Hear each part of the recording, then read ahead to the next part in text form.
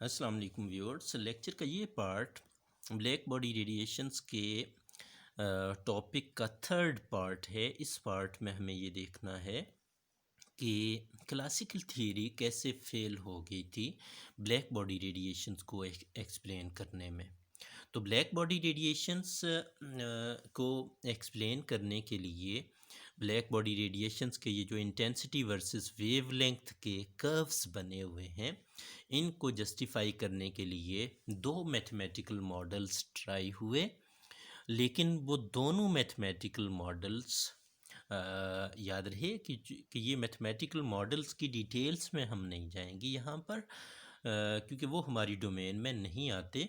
तो हमें सिर्फ ये याद रखना है कि दो ट्राइज हुई, दो डिफरेंट वेज से इंटेंसिटी वर्सेस वेवलेंथ के ये जो एक्सपेरिमेंटल ग्राफ्स हैं, इनको फिट करने की कोशिश की गई, इनको जस्टिफाई करने की कोशिश की गई। लेकिन चूँकि क्लासिकल वेव थ्योरी के मुताबिक एनर्जी एमिशन यूनिफॉर्म कंटिन्यूसली होती है, energy from the black body in continuous form emit होती है या एब्जॉर्ब होती है।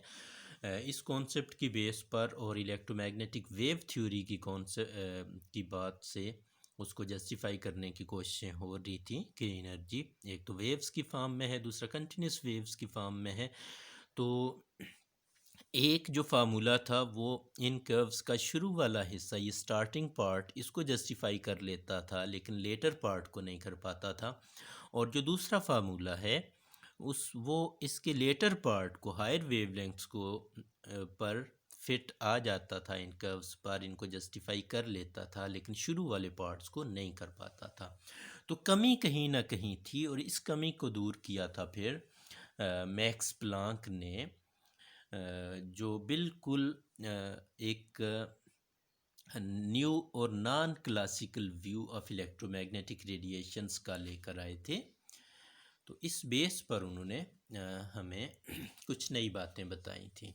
और according to Max Planck in 1900, German physicist थे ये, और इन्होंने ये कहा था कि emission of energy from matter is not continuous, ये कंटिन्यूस फॉर्म में नहीं होती है। जो एमिशन ऑफ रेडिएशंस होती हैं मैटर में से, ये कंटिन्यूस फॉर्म में नहीं होगी, बल्कि ये एनर्जी एमिट या एब्जॉर्ब होती है ब्लैक बॉडी सरफेस से in the form of indivisible packets of energy. Indivisible packets of energy, जिनको उन्होंने क्वांटा ऑफ एनर्जी का नाम दिया था, क्वांटम ऑफ एनर्जी का नाम दिया था। क्वांटम वाहिद है और क्वांटा उसकी प्लूरल है। तो each quantum is associated with radiation of a single frequency, कि हर क्वांटम एक सिंगल फ्रीक्वेंसी की रेडिएशन से एसोसिएट करता है। The energy E of quanta is proportional to frequency F. तो E is proportional to F and E is equal to H F, ये energy of quanta होगी। जहाँ पर एच प्लांक के नाम पर, ये प्लांक्स कांस्टेंट है, बड़ा फंडामेंटल कांस्टेंट है मॉडर्न फिजिक्स में, और इसकी वैल्यू है 6.63 इंटू 10⁻34 जूल सेकेंड। आइंस्टाइन ने इसी चीज़ को एक्सटेंड किया था। हाँ, याद रहे कि इस काम पर, इस नए कॉन्सेप्ट पर प्लांक को 1918 को नोबेल प्राइज़ मिला था। तो आइंस्टाइन ने प्लांक के इसी कॉन्सेप्ट को एक्सटेंड किया था और पास्टुलेट किया था कि ये जो लाइट एनर्जी है, ये भी, लाइट भी कंसिस्ट करती है, packets are tiny bundles of electromagnetic energy, यानी energy in a light beam भी क्वांटाइज्ड होती है। यानी क्वांटा सिर्फ ब्लैक बॉडी से निकलने वाली या उसमें एब्जॉर्ब होने वाली एनर्जी ही नहीं होती, बल्कि हर किस्म की ये जो लाइट एनर्जी है, ये पैकेट्स और टाइनी बंडल्स पर मुश्तमिल होती है, और ये क्वांटा की फॉर्म में होती है। Energy in a light beam is quantized.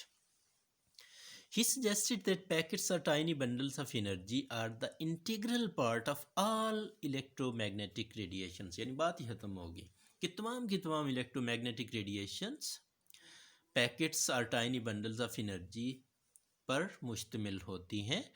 और साथ ये भी कहा कि वो जो टाइनी बंडल्स ऑफ एनर्जी हैं, वो जो पैकेट्स ऑफ एनर्जी हैं, वो जो क्वांटा हैं, दे कुड नॉट बी सब डिवाइडेड, वो एलिमेंट्री पार्टिकल्स हैं, वो सब डिवाइड नहीं हो सकते।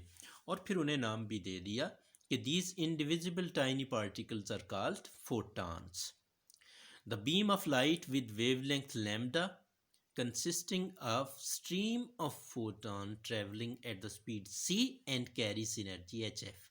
यानी हम एक बीम ऑफ लाइट को किस तरह बयान करेंगे कि ये बीम ऑफ लाइट है, इसका ये हाफ वेवलेंथ है, ये एक स्ट्रीम ऑफ फोटॉन्स की फॉर्म में ट्रेवल कर रही है, और सब फोटॉन की स्पीड, चूँकि ये लाइट के पार्टिकल्स हैं तो लाइट की स्पीड होगी, और इनकी एनर्जी एच एफ होगी।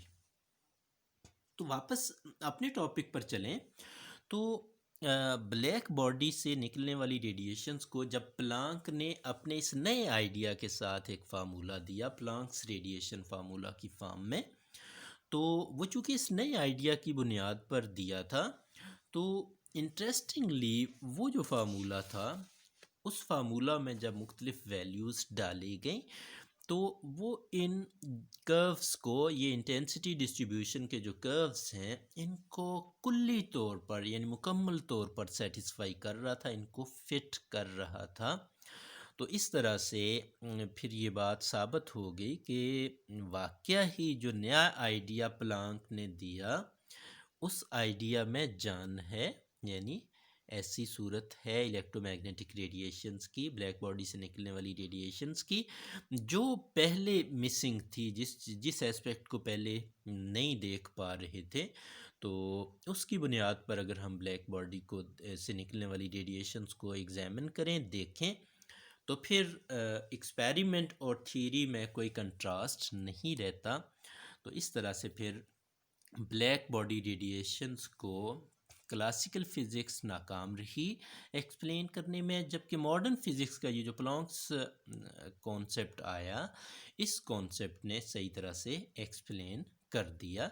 इस चैप्टर में यही चीज़ें हमें डिस्कस करना थी जो शुरू में भी बात हुई।